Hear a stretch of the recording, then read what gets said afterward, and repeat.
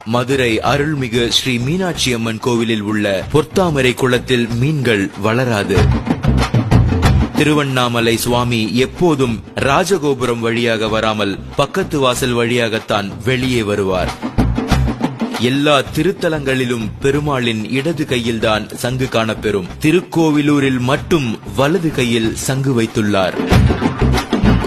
சிதம்பரம் ஆலயத்தில் ஒரே இடத்தில் நின்றபடி ஸ்ரீ கோவிந்தராஜ பெருமாளையும் ஸ்ரீ நடராஜரையும் தரிசிக்கலாம். மதுரை மீனாட்சி அம்மன் கோவிலில் மொத்தம் 14 கோபுரங்கள் உள்ளன. வேறு எந்த கோவிலிலும் இவ்வளவு அதிகமான கோபுரங்கள் இல்லை. கும்பகோணம் அருகே உள்ள திருநாகேஸ்வரம் உப்பிலியப்பன் கோவிலில் தயாராகும் எந்த நெய்வேத்திய பண்டங்களுக்கும் உப்பு சேர்ப்பதில்லை. ராமேஸ்வரம் ராமநாத சுவாமி கோவிலில் பெருமாள் கோவில்களில் கொடுப்பது போல தீர்த்தம் கொடுக்கிறார்கள். வேறு எந்த சிவன் கோவிலிலும் இது போன்ற தீர்த்தம் கொடுப்பது கிடையாது. ஆழ்வார்குறிச்சி நடராஜர் சிலை ஒரே கல்லினால் ஆனது. இந்த கற்சிலையை தட்டினால் வெங்கல ஓசை வரும். ரத்னகிரி மலையில் உள்ள முருகனுக்கு அபிஷேகம் செய்யும் பால் சிறிது நேரத்தில் தயிராக மாறும் அதிசயம் நடக்கிறது. மூலவரே வீதி வலம் வருவது சிதம்பரம் நடராஜர் மட்டுமே.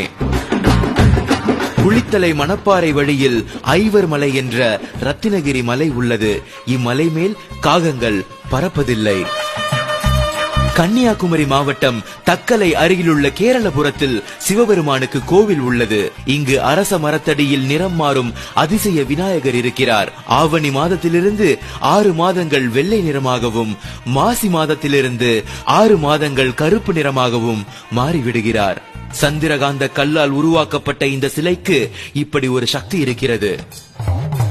சைவர்களுக்குரிய திருவாதிரையும் வைணவர்களுக்குரிய வைகுண்ட ஏகாதசியும் ஒரே மாதத்தில் ஒரே திருக்கோவிலில் நடைபெறுவது சிதம்பரத்தில்.